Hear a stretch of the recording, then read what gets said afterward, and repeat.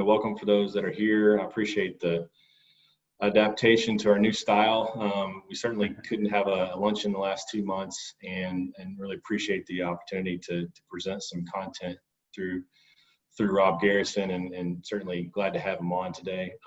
Just a couple quick announcements for the club, and this is kind of part one, I guess you could say, of our new normal. We're planning a couple of new webinars probably in the next 6 weeks or so, and I think this is a good test to see how this is received by the membership, and certainly welcoming everybody else that's not a member to participate as well. So kind of reach a good audience here. So glad everybody's safe, enjoying hopefully homeschooling their children and letting their hair grow out a little bit. And hopefully nobody's gotten onto TikTok and got addicted to that lately, but sorry if you have, but hopefully you're getting some work done in the process. So we have an event, just kind of two announcements here. We have an event coming up, had an event in June, our normal annual golf tournament on June 18th. We'll be sending an announcement out to everybody. We're going to go ahead and cancel that event and plan to reschedule it in either August or September of this year, obviously. It's an important event to our fundraising. Certainly want it to happen. We don't want to cancel it altogether. So we'll send an email out to everybody, letting everybody understand what's going on with our new schedule, along with any future webinars that we've got planned. Also, we launched our new website this year, a couple months ago, and discovered a glitch, unfortunately, on our renewal notification emails to our core members. And about 100 people lapsed at the beginning of the year. And so someone on the board will be reaching out to those members that may have just missed an email. We really want you to sign back up. I think we're kind of filling the gaps here with great content the best way we can, and we certainly need members to do so. So someone on the board of directors will reach out to you in the next few days. Hopefully you'll log back in, and all I ask is just, if you're on this call and you're a member, just log in and double check that you've got an active membership status. So that's it for my announcements. Just kind of segueing in, we're thrilled to have Rob on our call today, joining us, really planning some great content, kind of read through what he's planning to share. Can't be more relevant than now, what we plan to hear in his message. So a little bit about him, just real quick. Rob is highly accomplished global supply chain executive with extensive experience providing strategic vision and leadership to companies small, medium, and up to Fortune 500 level. He's got an impressive history of building agile technology-enabled supply chains, and really prides himself on forging high-growth partnerships, positioning organizations for success, and launching innovative technology solutions that improve end-to-end supply chain efficiencies. His background, besides currently being CEO and founder of Mercado Labs, is he served as vice president of global transportation for FedEx Logistics. Previous to that, roles of vice president of supply chain design at UPS Supply Chain, and spent time at Sears Holdings as the VP of transportation and director of transportation for Michael's Stores. I think I covered it all, Rob. I'll let you have the floor from here. I appreciate everything you're planning to share. I think you're a great addition to our speaker list this year, and certainly grateful for your time. So I'll let you take it away from here. All right, thanks, David. So first of all, if anybody on the line knows me, they'll know that half of what you said is BS, and they're probably laughing at me right now. And for those of you who don't know me, that was probably written by someone else other than me, but I have been around a long time, so I've got that going for me, and I've seen a few things, and I hope I can share some of that with you today. You see the theme here on this slide is be good, do good. So kind of the way I view the world right now, and I'm an optimist by nature, I'll start there, but I think we've got a unique opportunity to completely change the future. So, what's happening with COVID-19 is exposing really how fragile the supply chain is, especially the international supply chain. But at the same time, it also provides an opportunity for us to have a fresh start. So I kind of looked at Humpty Dumpty's egg dumped over and there's 1,000 pieces, and how do we pick them back up? And so I'm going to talk today about three things. So my agenda is as follows. I'm going to start with a bunch of bad news. I'm going to start there because there's just a lot going on relative to COVID. So that'll be the first part of the agenda. And then I'm going to talk a little bit about the supply chain first mile, what I call the first mile in the international supply chain, and some of the things that we're seeing there that are opportunities for us to improve upon. And then I'm going to wind it up with a few case studies, just different ways to look at this scenario right now. And my last one will be a real great example of a do good, be good company that we do business with. And I love to tell their story. So I've got about 8 slides here. I'll spend about 4 minutes on each roughly, and then leave some time at the end if there's any questions. I can't see anything other than the PowerPoint I'm looking at. So if you've got anything you need to note, if you could please route that through the chat through David, and he can stop me or ask me any questions. So without further ado, let me jump on into this first slide and talk a little bit about the negativity. And like I said, hopefully out of the negativity comes the opportunity to redefine what David calls the new norm, and what we can do better, and we can make not only great business decisions, I'm a businessman first, but also great decisions that serve, you know, people better and the planet better, because I'm seeing a lot of opportunities to do that right now.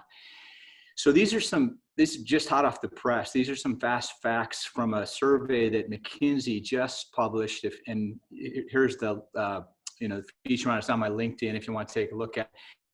And I also want to maybe do a little bit of an infomercial on our website. We've also got a seminar we recently did with the retailer that I mentioned, the case study at the end. So before I forget, you can watch that video there featuring the retailer, a couple really bright young people trying to change the world. So that's worth watching if you get a chance. But when I read this survey, I thought it'd be a good way to kick off this meeting. McKinsey put it together along with the Sourcing Journal. And Sourcing Journal, for those of us international, is another great place to get data. They really have a good handle on what's happening around the world. So just a couple plugs for them. The first thing, the first number on there, actually, this came from a different survey published the day before by Forrester. And it kind of just knocked my socks off. They're projecting that in 2020 alone, retailers are going to suffer a $2.1 trillion loss. And that's just a staggering figure. As importantly, if conditions are favorable, quote unquote, they'll be recovering in about 4 years to get back to the same levels they were at before COVID. So just super staggering. And as we think about the impacts of that in our business, a lot of our business depends on retail. Even if you're not directly involved in retail, the wholesalers that sell to retailers are equally impacted, because obviously retailers are buying a lot less right now. I'll talk about that in a minute. But big blow to the retail industry, $2.1 trillion. What the survey goes into is a lot of the hits there were discretionary purchases. Those are the first to go. So discretionary goods, there's some bright spots, if you could call it that. Barbecue grills have gone up. People are cooking at home a lot more. Weights have gone up. People are trying to get themselves in better shape while they got a chance. And of course, groceries, things that are considered essential and maybe, appropriate for the times. But the discretionary things are getting clobbered. So when we think about things like fashion specifically, whether it's apparel or footwear, I think the statistics were something that it's down 26%. And I would expect that to get worse, because those statistics were taken in March, and COVID really only started to shut everything down in the second week of March. So April will probably be even worse, but just some indication of how big that is. And I'm going to put that into further context, because that's just how far their sales are down. Once their sales went down, we kind of lead in these next 2 bullet points. One is it meant that they had to either cancel outright or reduce the orders that they're placing on a forward bet basis. We're in a forward business, so for an international supply chain, meaning that our customers have to plan at least 4 months in advance. If it's apparel or footwear, sometimes it's much more.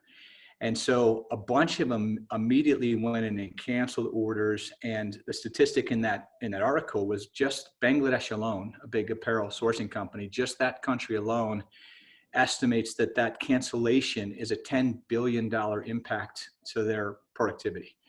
So big numbers. And then a lot of them that didn't cancel have reduced their orders. About 75% of them in the survey said that they reduced their orders, some by a significant amount. I think it was something like 42% said that they reduced their orders by half or more. And then there was a still big percentage that was 25% or more.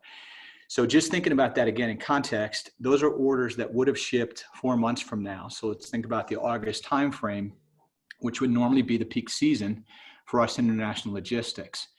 So if fashion is any indicator, it's going to be a slow peak season. So sort of thinking ahead here, just think about all the potential impacts to the business. And I said, I hate to start off with all this bad news. I'm an optimist, but we really have to think about what this is going to do for our business and what we're going to do differently while the pause button is pushed, because it's really been pushed right now, to be better as we push play again. So I'll focus the rest of my energy around that, but had to start with the level set of where are we at right now. And obviously none of this is great news, but it's the world we live in right now. So we'll deal with it and try to turn it into an advantage. Okay, so the first thing I want to talk about, when I talk about the first mile, defining the first mile, that I talk about international supply chains, a little bit different. If you're looking at the right side of the map, depending on which way you're looking at it, the US side, the first mile is relatively simple, right? Because you're placing an order to a supplier that's probably got their goods in stock. If all else comes to fail, you can pick them up and call them on a same or similar time zone, and you can get your product in a couple, 3 days. When you think about the first mile in the international world, everything is the opposite of that. So when you place your order, you're placing it not to something that's being pulled out of stock. You're placing your order for something that's going to be made to order.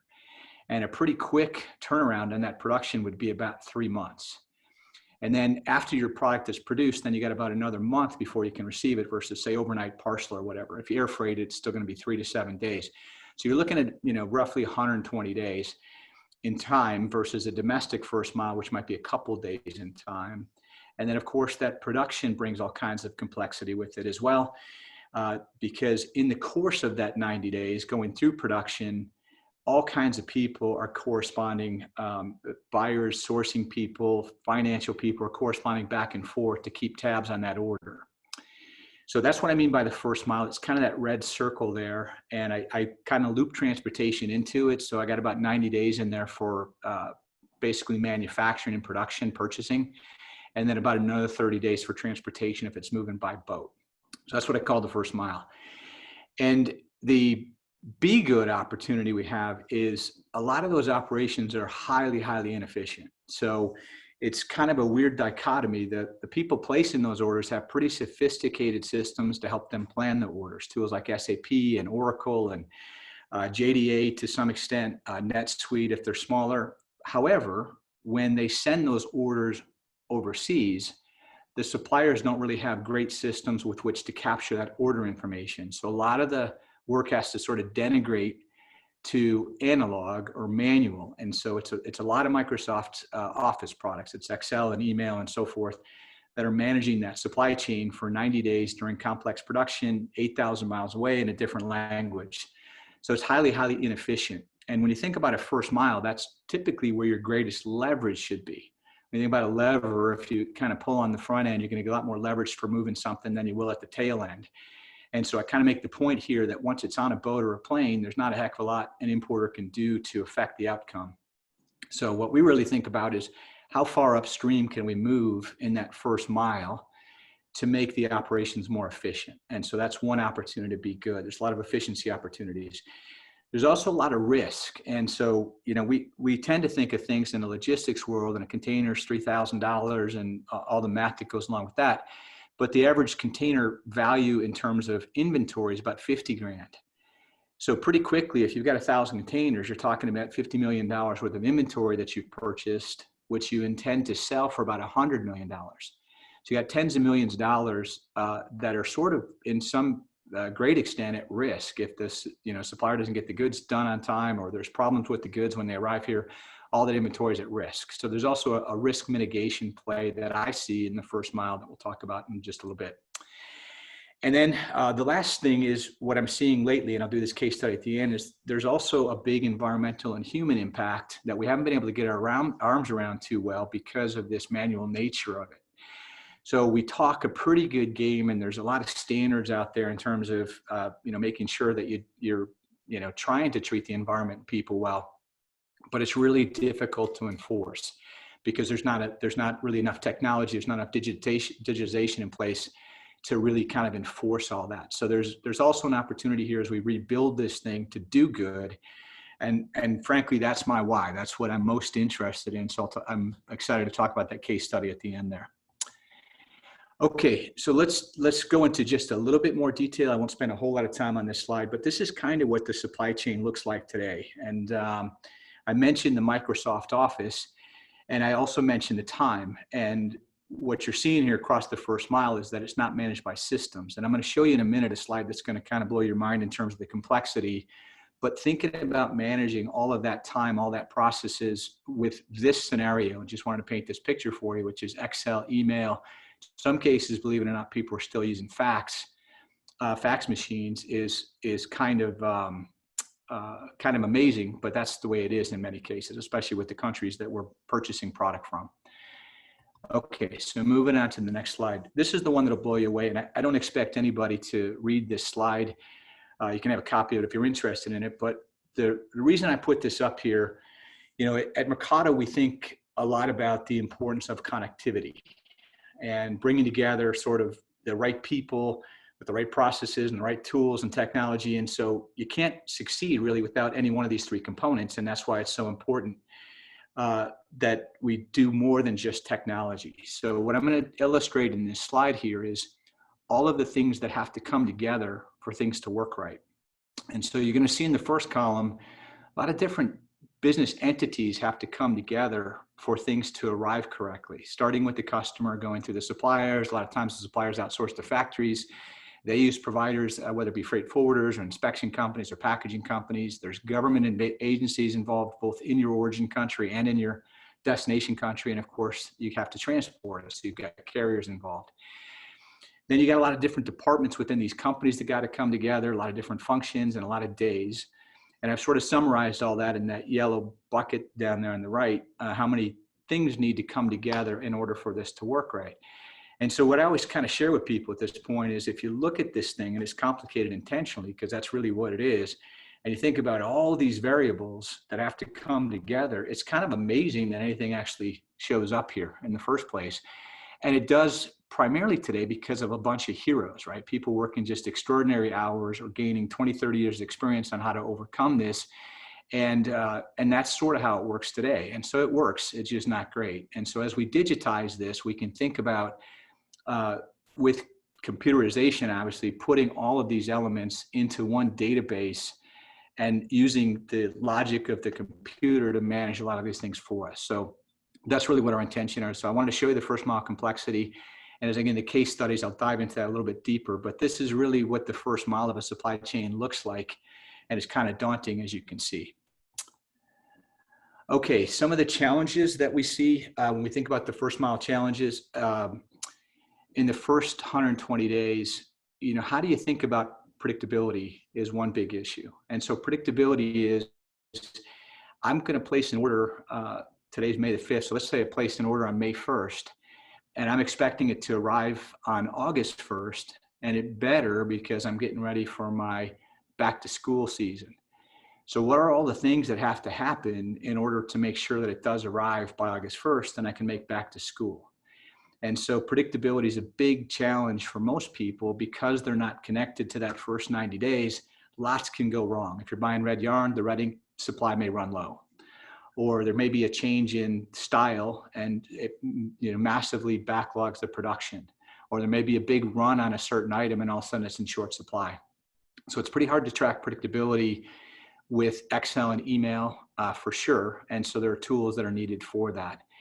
I talked a little bit about the exposure that people have when they're sort of blind to some extent to what's happening on the origin side, both from an efficiency standpoint, an inventory standpoint, a sales standpoint, but also that human impact I spoke about.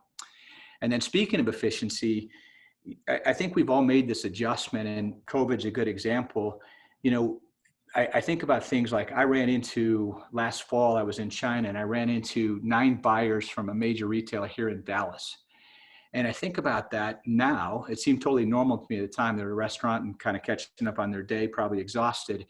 But now I wonder, you know, would we still send 9 people over to Asia to check on things for us? Just that trip alone probably cost $100,000 between tickets and so forth. Also time out of the office and so forth. And was that the most efficient use of our resources? We have the technology now, we're seeing this all over the country, that we could probably do a lot of that stuff that we used to have to hop on an airplane and fly 8,000 miles, 16 hours away to do, maybe we can use technology to become more efficient across the board. And then this transparency piece, as long as I've been in this business, there's been sort of a natural desire by a lot of people to be opaque about processes for whatever reason. You know, they didn't want to disappoint a customer, or they didn't necessarily want to reveal some of the things that were happening behind the scenes. But in the world we live in today, the more transparency we can get, the better. And it's not like the old days. It's not like there's a need for opaqueness anymore. It's fairly easy to find things out. So if you can put some bright lights in the dark corners of your supply chain, then that's obviously going to be a good thing to get more transparent. On the collaboration piece, when we did some surveys, we found that up to 30 different people need to come together on each and every order. And that sounds impossible until you start thinking about the accounting department needs to be involved, because I've got to match up the purchase order, the commercial invoice. The factory needs to be involved. The supplier needs to be involved. Finance needs to be involved. Obviously, logistics needs to be involved. Buyers, merchandisers, all of those people at some point are touched by that order. And so how do all those 30 people get connected today? And so going back to those inefficient tools, people try to use email, but sure, they forget certain people. And so all of a sudden there's a surprise because somebody wasn't on copy of the email. Just not a good way to run a business. So we need more collaboration. And then the last piece is automation. You know, as I looked at the first mile from my perspective, the thing that really hit me, and it sort of hit me for a long time, was that order that's placed, and a lot of care goes in that order, it's placed electronically. So I thought, what if we could keep that order digital? What if we could use that atomic purchase order and connect each element on that purchase order all the way throughout the supply chain? Because really there's nothing else. The order is going to tell us when it's supposed to ship, how many are supposed to ship, what the styles are going to be, what the price is going to be. So if I could just keep that data intact and I could track it, then I could create the commercial documents electronically. I wouldn't need to have the supplier produce those. And I could feed that information maybe to the regulatory department at a customs broker so they could do their entry more efficiently. And maybe I could feed that data to the accounting department so they didn't have to do a three-way match. So I think a lot about automation and how do we remove some of these steps and digitize them so we can make the whole supply chain more efficient. So those are the challenges we see and that we think need to be addressed in order to make the first mile more efficient. Okay, go to the next slide. So I'm gonna start with a case study here because I think this really even more so hammers home the point of how complex the supply chain is. This is a retailer that I'm not doing business with today, but did business with extensively in my last job. They're based in Philadelphia, and I won't say the name of them, but they're killing it right now. Their business, COVID's impacted their business like everybody else, but their business overall has really taken off, and they grew like crazy. And so when they started engaging us, we started to sort of keep some statistics for them. And these numbers I'm going to give you, you can think about as multiplication tables, because that's the complexity goes up exponentially. So the first thing we discovered was that they said they had 300 vendors. That was true, but what they didn't know is on top of the 300 vendors, they also had 768 factories. So what that meant was some of their vendors were subbing out the work to factories unbeknownst to them. The people producing their goods were blind to them. So if we start to say 768 factories, 300 vendors, that's math. It's 768 times 300 you got to keep track of. They place about 20,000 purchase orders a year. And so now you got another mathematical, take those first two times 20,000. They purchase about 75,000 unique products from 6 origin countries to 3 destination countries. And that all translates into about 10,000 containers. So if you do that math, I can't do that in my head, but if you do that math, it's millions of possibilities and permutations of that data that needs to be connected, collected, collaborative, transparent, all those things I said on the first slide. And it's nearly impossible to do with Excel and email. And so what you see there in the middle is, you know, what if you could put a platform, and obviously it's a little bit self-promotional here, but what if you could put a platform in the middle to say, I'm going to keep track of all that data on my orders electronically, and I'm going to put all the supplier and factory information in there, all the product information in there, all the shipment information in there. So you've got all your data sort of in one place. I'm looking at my time here. You've got all your data in one place, and everybody that's involved with it, all 30 people, can go onto the same place and collect that data. And again, the computer can kind of help you normalize all these incredible volume of numbers in one spot. So that's just one example of a case study. So I can kind of show you what, if you're sitting in a retail chair or a big importer chair, what that looks like for you. It's like I said, it's kind of insane that it even works. But there's one case study. Let me give you another one from a different perspective. I'm hearing a lot of things these days about, Rob, you keep talking about all this complexity. Wouldn't it be a lot easier if we just moved all this stuff back to the US, right? And I can't disagree with that. It'd be certainly easier from a complexity standpoint, but there's a bunch of reasons why it may not move back anytime soon. And regardless of which side of the political aisle you are, I'm an American too. I'd love to see jobs come back here, but I'm going to give you this case study as a different angle on that to say why it may not be as logical or as easy as people think. So this is a case study on a company that ships something that probably most of you use every single day a lot. You carry it in your car, you carry it in your hands, and you talk on it. And this company is both a retailer and a wholesaler, and they make all of their product in China. And not just China, they make it in the middle of nowhere, China. It's like China's equivalent of Minneapolis, basically. And all of their product is assembled in 2 cities in the middle of China. So you could say, wow, and it's a ton of jobs. It's like it's north of 400,000 jobs assembling that product.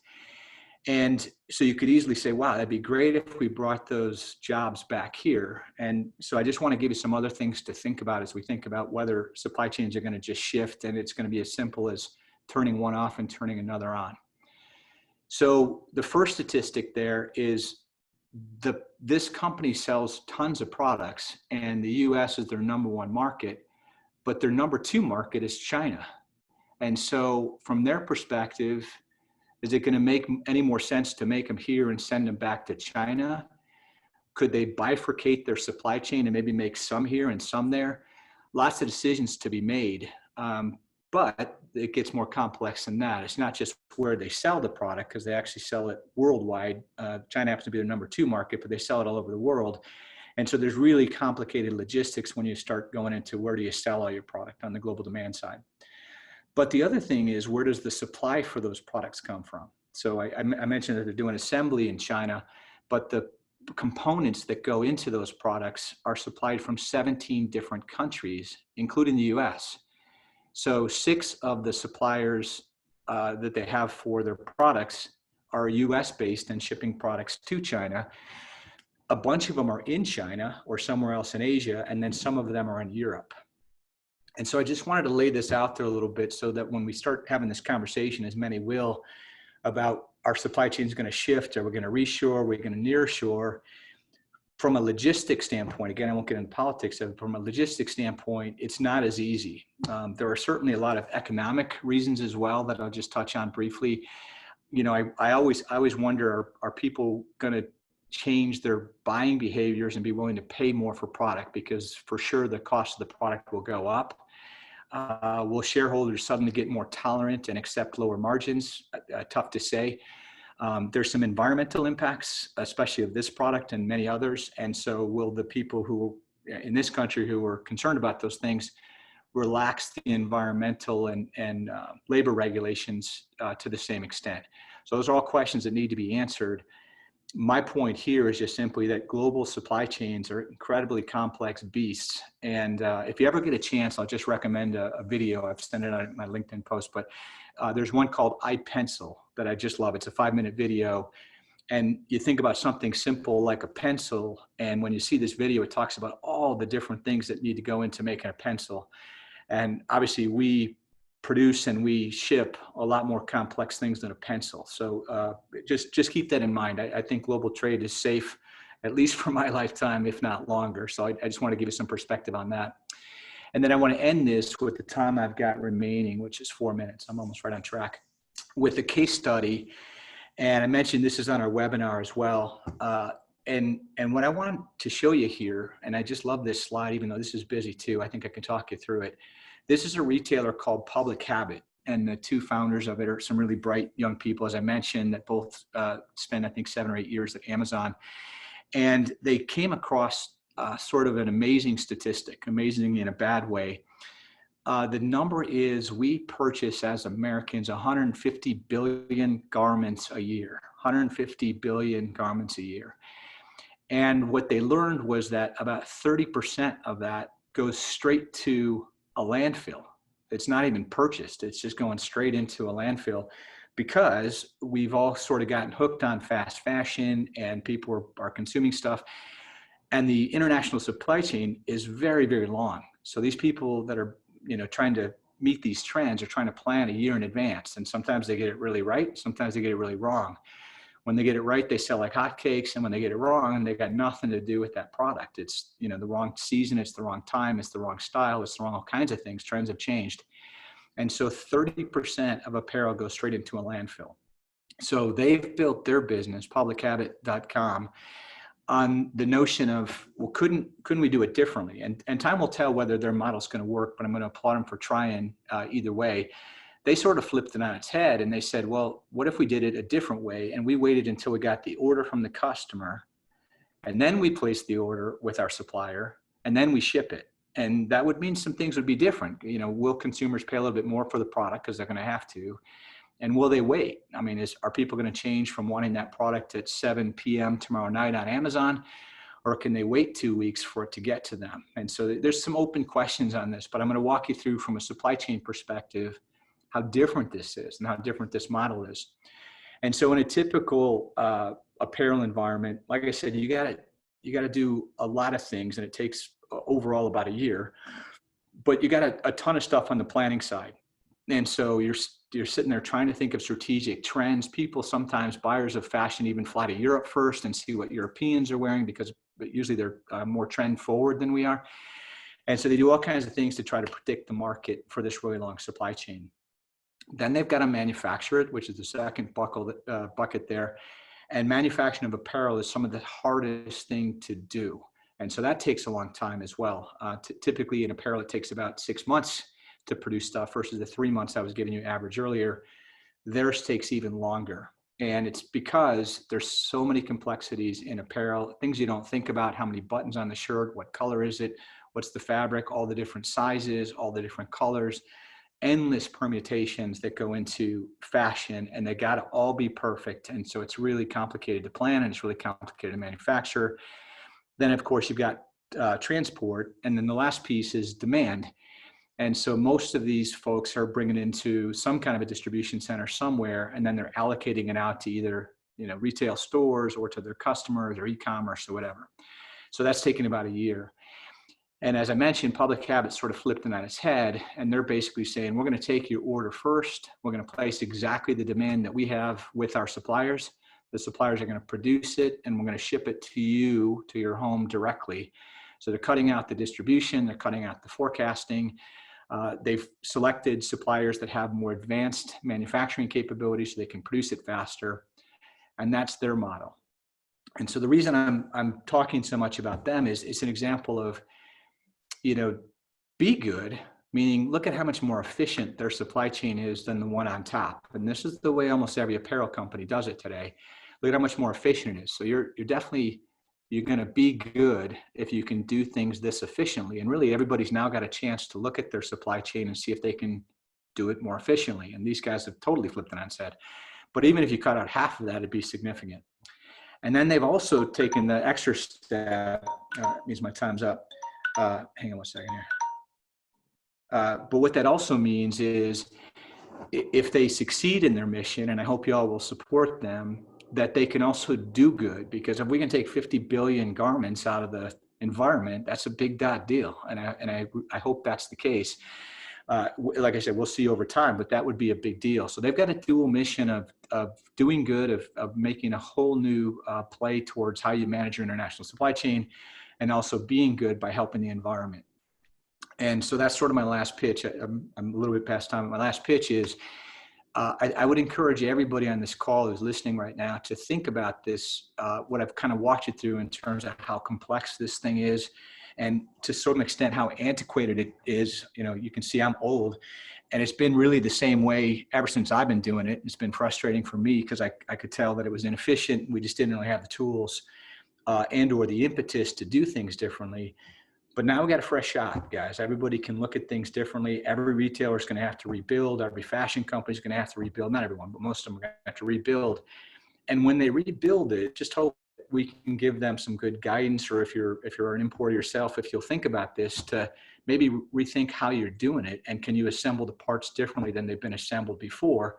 Because we don't have to keep doing things the same way if we don't want to. We may choose to, but we do have the ability now. The technology's progressed, the demand's checked, the awareness is checked, to say that we could do it differently. And if you could do all that, and then on top of it, you could think about how you could do some good for humans and the planet, better yet. And that's why I want to end with this story. That's really, for me, that's the biggest win-win if we can do both. Let's do a better job as logisticians and supply chain experts. And then let's see if we can help companies also think more about people and the planet. Okay, that's my time. And let's see, I'm going to just end this. Well, I'll just leave this up here. Last thing here, David's back. Okay, good. Just make the pitch that we're Mercado, and there's our website, and there's my email. So if you need anything from me, I'm happy to help. Great. Thanks, Rob. I appreciate that. Yeah, sure. Couple questions came in, and that's an interesting number about the waste in the textile business. I had no idea. Is that scary, isn't it? Yeah, no, me either. Going to landfills. Cool case studies. We had a couple questions come in. Wanted to throw them at you. First one, kind of, it's a good one that's really relevant, especially if you hear people taking the recycling to the curb these days. Are you seeing any preliminary numbers about what the alcohol supply chain's doing differently and behaving differently than maybe some of the other supply chain networks and demand right now? Well, if I can only give you a personal experience. If I'm any judge, it's going up. It's doing quite well. It's like a lot more time on my hands. And I don't know if you all are doing this, but I'm attending a lot more virtual happy hours. So I'm actually doing more happy hours than I did in the physical world, because everybody can, make those things happen pretty easily. I can't really speak to alcohol supply chain very specifically. I know a little bit about it because I had a customer who used to purchase a lot of tequila from Mexico. But for the most part, I haven't had much experience in alcohol supply chains, so I can only speak to the demand. And I have read the statistics that alcohol sales are way up. So that's one industry that's benefiting from all this mess, unfortunately.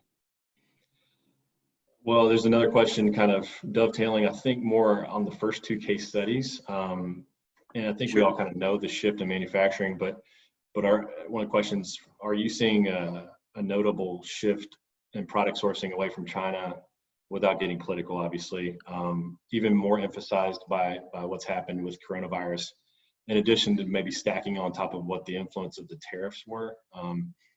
Has anybody started shifting their networks purely due to the virus that you've seen? Yeah, and I probably should have said this when I was going through my agenda, but COVID, in my mind, is like the fourth hit in a row to the international supply chain, right? So it started about 3 years ago. I think President Trump was in office about 2 days when he picked a fight with Xi. So we started off trade wars. That led into tariffs. And that, to your point, or to the question's point, led to people looking for alternative place to source, because obviously people were fearful with the trade war and increased tariffs that their price was going to go up, and they looked for alternatives. So there was a big push in the last year or two to look for alternatives. What I'm hearing is that some product was able to shift, particularly in garments and footwear. And if you look at the trends on those two products, they've done they had already been in those places, and they've done a job to push it even greater percentages. A lot of people have stayed, and it sounds illogical, but when you look at the alternatives, whether it's nearshoring, we look in this hemisphere, or even the United States, or you look at somewhere else in South Asia, China's got some huge advantages that are economic, and they're tough to overcome. So as they started building their infrastructure, it wasn't just the factories. They made sure the factories got more productive, but also the tier 2 and tier 3 suppliers moved to China to be near those tier 1 factories. And they also made huge investments in infrastructure. So the roads there, the trains there, the ports there, everything runs super efficiently. So it's one of those other things, is just picking up and moving from China isn't just a matter of saying, I'm going to manufacture in Thailand versus China. for whatever reason. You also have to think about, can they produce garments as quickly in Thailand as they can in China because of productivity issues?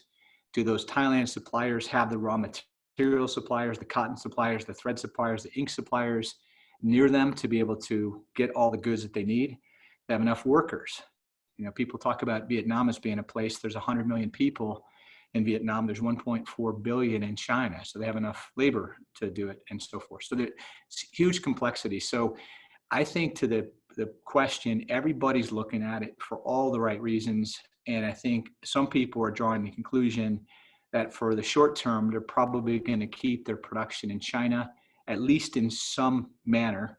And they're going to continue to look for ways to diversify further. But China has got some very unique structural advantages that are going to be awfully hard to replicate. And so we sort of need to just come to grips with that. Now, I think where everybody's really scared these days, I'll just mention that, is that some of those products that are essential to our well-being need to be diversified at any cost. So we certainly can't have pharmaceuticals not available to us, or PPE and those kind of things. But I don't know that anybody really thinks cotton T-shirts are an essential good for the U.S. And so probably we'll look at it that way, and we'll continue to make decisions to be diverse and resilient. But I would just caution anybody to bet against China in terms of its prowess in terms of manufacturing. They're quite good, especially on the low end stuff.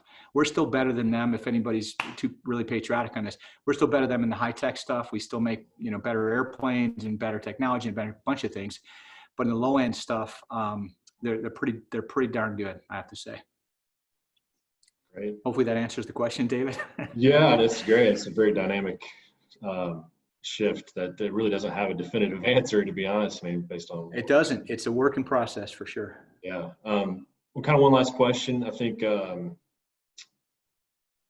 really, so earlier in the year we had FedEx's kind of in-house blockchain SME, Dale Christie, join us. Kind of shared what they're doing with.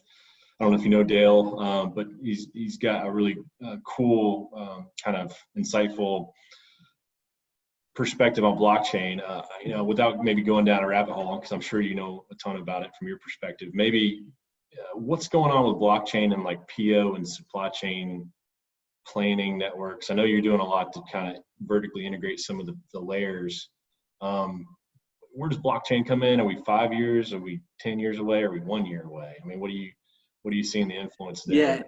Yeah, you know, it's, you know, so I'll start with saying, like, technology is great, and some technology is going to just come in and replace everything we do, and so there won't be a transition from one to the other. And blockchain has that sort of potential for transformation. But what we see in most technologies is that not just a sweeping transformation, there's an evolution. We've moved from one thing to the next. And because of what I just described in international supply chain, I think we're a ways off in blockchain, because we're still dealing, as I just showed you in those case studies and that really complex chart, we're still dealing with Excel and email. So we have some ways to go in terms of upgrading just to even what we would consider to be normal technologies. And then there's a lot of opportunities to improve just with normal technologies. So like I talk about automation, you know, one of the simple things is automating the documentation process. And we don't really need to go through any migration to blockchain to do that. We can eliminate the need for that altogether just by digitizing the PO. So I think blockchain is coming. I think it's going to be a while before they can assemble all the different parties to keep that ledger straight in an international supply chain, because of the reasons we've got China government, US government, ocean carriers, freight forwarders. There's just so many people that have to come together to agree on those standards and who's going to keep the ledger and who's going to be ultimately responsible for it. Plus, it's so analog. It almost needs to have a couple more steps technology-wise before we can go that full-blown and just put it out there on an automated ledger. So if I had to guess, I would tell you 10 years, and I think that might be optimistic for just this piece of the business. I think other parts of the supply chain are ripe for it, and that'll happen in the next couple of years. And there's some big companies behind it, pushing it, particularly on the ocean carriage side and bills of lading and things like that. But on the international purchase order side, I think it's going to be a ways off. It's complicated, and it's analog. Yeah.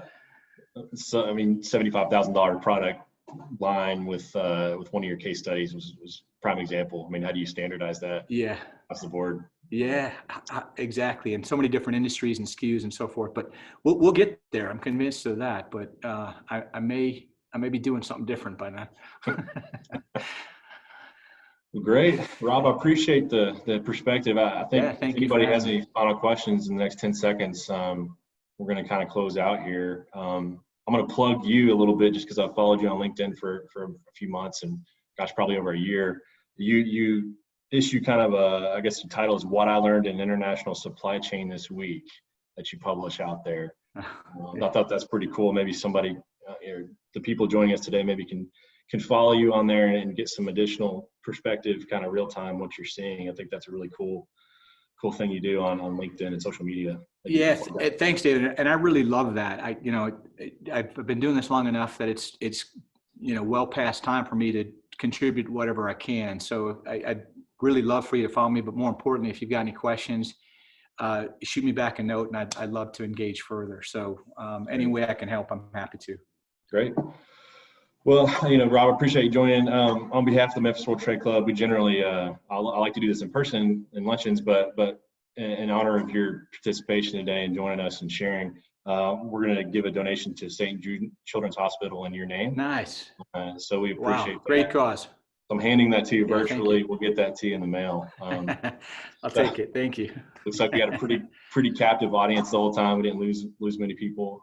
And your contact information is below. And no further questions. We'll go ahead and close out. Have a great week. David, thank you. And thank you all for participating. I wish I could see you all, but I can't. So thank you for everybody who joined. And again, my contact information is there. Love to stay in touch.